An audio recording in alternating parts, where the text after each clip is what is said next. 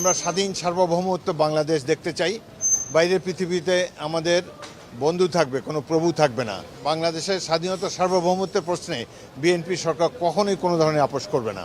অর্থনীতিকে পুনরুদ্ধার করা, বাংলাদেশকে একটি সমৃদ্ধ রাষ্ট্রে পরিণত করা, এটাই হলো প্রধান চ্যালেঞ্জ। যাদের দক্ষতা আছে, জনগণের মধ্যে জনপ্রিয়তা আছে এবং স্বাধীনতা সার্বভৌমত্ব অক্ষুণ্ণ রাখার ক্ষেত্রে যারা কখনোই কোনো আপোষ করে না, এই ধরনের ব্যক্তিরা মন্ত্রিসভায় থাকবেন বলে আমি আশা করছি। জোটের সদস্য আমি আশা করি তারা থাকবেন। কজন থাকবেন ঠিক বলতে পারছি না, তবে তারা থাকবেন। আমরা আশা করছি যে এই মন্ত্রিসভা নবীন এবং প্রবীণের সংমিশ্রণে গঠিত হবে। অর্থনীতিকে পুনরুদ্ধার করা, বাংলাদেশকে একটি সমৃদ্ধ রাষ্ট্রে পরিণত করা, এটাই হলো প্রধান চ্যালেঞ্জ। জনগণের দৈনন্দিন জীবনযাত্রার মান উন্নত করা সব সরকারের জন্য এটি একটা চ্যালেঞ্জ। আগামী সরকারের জন্য এটি একটি চ্যালেঞ্জ হবে। আরেকটি চ্যানেল রয়েছে যে আইন শৃঙ্খলা পরিস্থিতির ঘোরতর অবনতি হয়েছে। গত 1.5 বছরে তেমন কোনো উন্নতি আমরা দেখিনি এই সেক্টরে।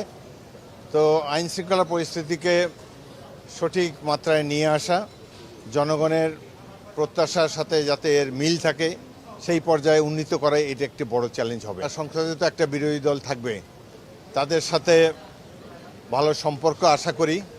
তারা সরকারের গঠনমূলক সমালোচনা করবেন এটাই আশা করি এবং জনগণকে বিপদে ফেলবেন না। কথায় কথায় রাজপথ অবরুদ্ধ করে জনগণকে, হাসপাতালে রোগীদেরকে কষ্ট দেবেন না বলে আশা করি।